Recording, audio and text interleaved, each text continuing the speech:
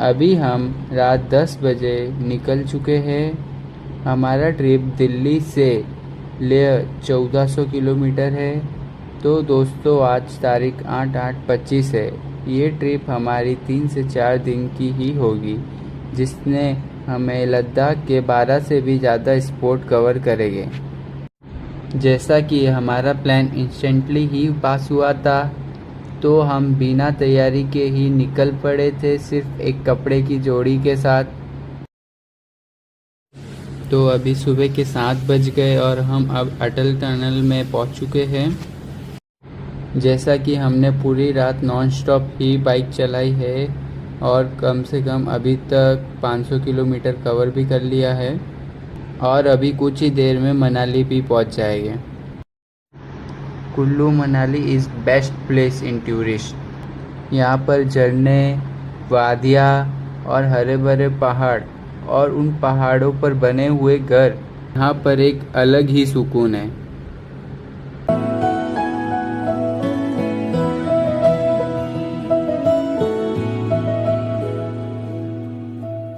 इन वादियों में टकरा चुके हैं हमसे मुसाफिर, यूं तो कहीं दिल ना लगाया हमने किसी से, किस्से सुने हैं यूं तो कहीं।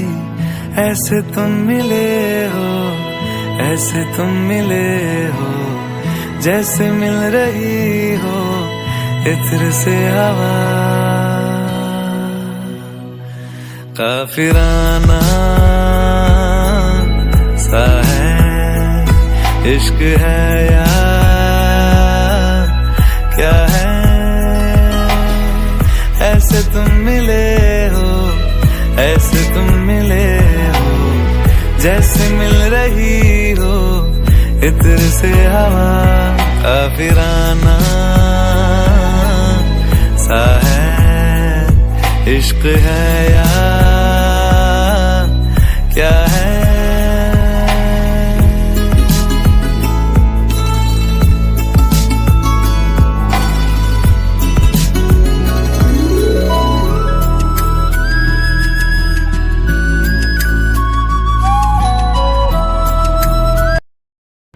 तो जैसे कि आपको पता है कि हमारे पास Bajaj freedom CNG 125 cc bike है, जो कि 20,000 किलोमीटर तक चल चुकी है और पीछे का टायर भी पूरा यूज़ हो चुका है। मैं इस बाइक को बिना सर्विस के ही लद्दाख लेकर जा रहा हूँ और अभी तक मैं इस बाइक को CNG पर ही चला रहा हूँ। मनाली वाली ढलान भी पार कर दी है CNG पर। थोड़ा प्रॉब्लम हुआ था, इशू हुआ था, मतलब थोड़ा स्पीड मेंटेन नहीं हो पा रही थी, बट तो भी CNG पर पहाड़ चढ़ गई। अभी हमारी CNG भी ख़त्म हो गई है, तो अब हम पेट्रोल मोड पे ही चला रहे हैं और हमने यहाँ से पेट्रोल का 5 लीटर का कैन भी कैरी कर लिया है और उसको फुल भी करवा दिया है। जैसे कि वीडियो में वगैरह हमने देखा था कि अटल टनल पार करने के बाद ही सब जगह पहाड़ पर बर्फ़ ही बर्फ़ दिखाई देता है, लेकिन हमें यहाँ पर बर्फ़ की जगह सब जगह हरियाली ही हरियाली दिख रही है। यहाँ पर मोड़ इतने शार्प और खड़ी ढलान पर है, जहाँ पर गाड़ी फुल ठोटर में भी 30 से 40 की स्पीड में ही चल पा रही है और यहाँ पर लोग साइकिल और पैदल भी ट्रैवल कर रहे हैं। ये हमारे लिए एक एडवेंचर की तरह राइडिंग हो सकती है। इस सफ़र पर हमारे साथ क्या क्या होगा जो हमें भी नहीं पता। जो जानने के लिए हमसे जुड़े रहे और पूरा वीडियो देखें। लाइक और सब्सक्राइब करना ना भूलें। यहाँ पर हमारा पहला ऑफ रोडिंग रोड स्टार्ट हो चुका है। जैसा कि आप देख सकते हो, पूरा रोड टूटा फूटा है और इधर कंस्ट्रक्शन का भी काम चल रहा है। और हमारे आगे जैसे कि आपने देखा, 2 लोग स्प्लेंडर लेकर लद्दाख जा रहे। गाड़ी भले ही कोई भी हो, लेकिन जाने के लिए जिगर और मन चाहिए।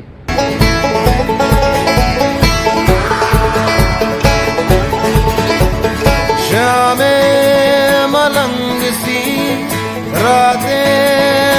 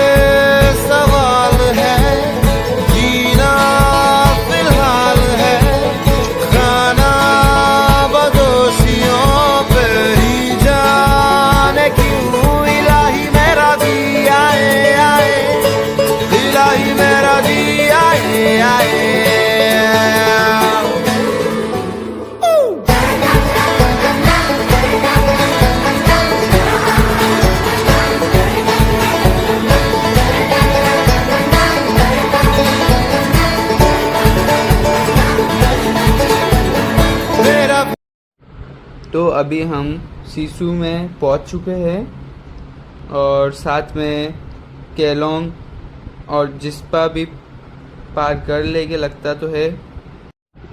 यहाँ पर जिस हिसाब से सोचा था ऑफ रोडिंग वैसा तो कुछ दिख नहीं रहा है। हालांकि कुछ रोड बन रहे हैं तो उधर मिट्टी वगैरह डाली हुई है।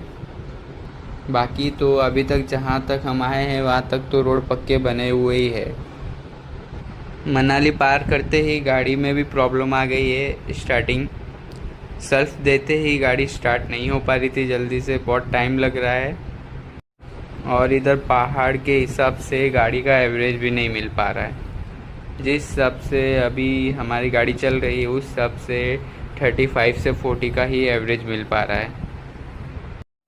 और यहाँ से हमारा मोबाइल का नेटवर्क भी चला गया है तो हमारा मैप भी बंद हो चुका है। अब एकदम से हाई एटीट्यूड में आने के कारण आई चक्कर। रास्ते में जाती हुई कार ने रोका और मुझे ऑक्सीजन दिया जिससे मुझे थोड़ा अच्छा लगा और फिर से अपने सफ़र की ओर चल पड़ा। हाई एल्टीट्यूड होने के कारण सांस लेने में भी प्रॉब्लम आ रही थी और सांस भी जल्दी से जल्दी भरी जा रही थी। और हमारे पास कुछ भी दवाइयाँ या साधन नहीं था जिससे हम खुद को सेफ्टी रख सके। जैसे जैसे हम ऊपर बढ़ने लगे तो सर्दी भी यहाँ पर बढ़ने लगी। तो मेरे भाई ने तो रेनकोट पहन लिया और मैंने जैकेट लाया हुआ था लेदर का, तो मैंने जैकेट पहना हुआ था। लेकिन तो भी इधर टेम्परेचर कम से कम 10 डिग्री टेम्परेचर अभी चल रहा था दोपहर के वक्त, जो कि अभी टाइमिंग था 2 से 3 बजे का। मैंने जिस सब से इस ट्रिप को जितना नॉर्मल में लिया था उतना ही मुझे ये डिफ़िकल्ट लगने लगा था। फिर हमने सिसु में ही स्टे लिया और वहाँ पे पास में ही कैंपिंग था, तो मैं कैंपिंग में गया और वहाँ से मुझे गोली दी गई और फिर हम उधर ही आराम किए।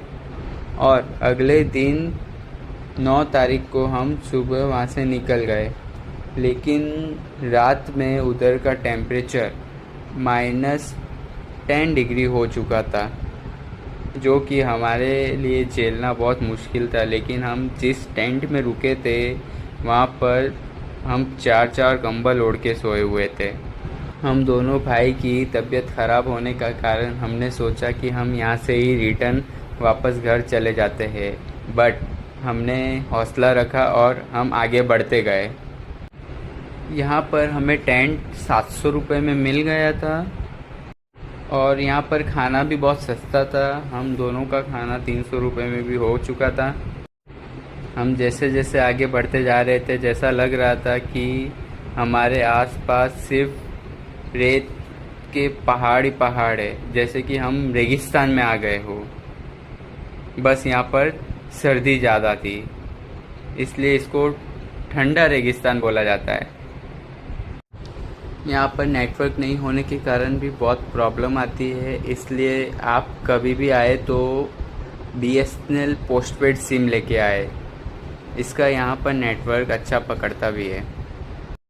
हम अभी जिस्पा पहुँच चुके थे और यहाँ से ले कुछ समथिंग 100 किलोमीटर और दूर था और अभी 12 बज चुके थे। जैसे कि हमारा पेट्रोल टैंक की कैपेसिटी 2 लीटर का ही है और हमने साथ में 5 लीटर पेट्रोल कैरी किया था, लेकिन हमारा 5 लीटर पेट्रोल ख़त्म हो चुका था और हमारे अभी टैंक में ही 2 लीटर पेट्रोल था। अच्छा हुआ कि हम पैंग में पहुंच चुके थे, तो हमने वहां पर ब्लैक में पेट्रोल भरवाया 5 लीटर। वो 1 लीटर का प्राइस उधर 150 रुपये था। इसलिए दोस्तों आप कभी भी जाओ तो पेट्रोल एक्स्ट्रा कैरी करके ही जाओ। पैंग से लद्दाख अभी सिर्फ 40 से 50 किलोमीटर ही दूर है। तो हमने लेह का बॉर्डर पार किया तो हमें उधर 50 रुपीज़ चार्ज देना पड़ा और अभी लेह इधर से 10 किलोमीटर आगे है और अभी दोपहर के 3 बजे है। तो हम आज ही खारदुंगा पास को कवर कर लेंगे। हाई माउंटेन से लेह का व्यू और आप देख सकते हो जैसे कि बुद्धा मोनेस्ट्री। तो अभी हम लेह से निकल चुके हैं खारदुंगला पास की तरफ। जैसा कि रूल्स एंड रेगुलेशन के हिसाब से खारदुंगला पास या पेंगोंग लेक या और जितने भी पास पर जाने के लिए वहाँ के पासेस बनाना ज़रूरी या अनिवार्य होता है, जो कि 2 दिन पहले बनाना पड़ता है। लेकिन हमने कुछ भी नहीं बनाया हुआ है और हमारे पास कोई भी पास वगैरह नहीं है। हमें जहाँ पर भी रोकेंगे हम उधर से ही रिटर्न वापस मुड़ जाएंगे। पर जहाँ तक कि लगता है कि हमने चांगला पास भी पास किया है तो खारदुंगला पास भी कर लेंगे, यहाँ तक भी प्रॉब्लम नहीं आएगी। फाइनली खारदुंगला पास पहुँचते हुए सफरनामा सवालों का सफरनामा शुरू तुमसे। तो आज हमारा तीसरा दिन है और 10 तारीख है। हम कल रात को लेह में ही स्टे किए थे। खारदुंगला पास से रिटर्न आने के बाद रात 8 बजे हम लेह पहुँचे। लेह में हमने गेस्ट हाउस लिया, उसका समथिंग 700 रुपीज़ हमने पे किया और हमने खाना पंजाबी ढाबे में खाया, जहाँ पर हमारा टिफ़िन कुछ 300 रुपीज़ के समथिंग गया। जैसा कि खारदुंगला सबसे हाई एटीट्यूड एरिया है और सबसे ऊंचा एरिया है, जिसकी ऊंचाई 17,800 फीट है। तो वहाँ पर हमारी गाड़ी कुछ दूसरे तीसरे गियर में ही चढ़ पाई, जिसकी स्पीड कंटिन्यू 30-35 से ऊपर नहीं जा पाई। लेकिन अभी जिस हिसाब से उधर पूरा रोड बन चुका है तो हमें ऊपर चढ़ने में भी कोई प्रॉब्लम नहीं हुई। चांगला पास, यहाँ पर अधिकतर सब रेंटेड बाइक ही थी। हिमालयन 450। मुझे मनाली से लेह के बीच में अभी चांगला पास पर ही बर्फ़ दिखा है। लेह से पेंगोंग लेक के बीच का डिस्टेंस और बीच का रास्ता इतना प्रभावशाली और इतना आकर्षित करने वाला है, जैसे कि इस वातावरण या इस नेचर का अनुभव आप जैसे कि वीडियो में कर सकते हो।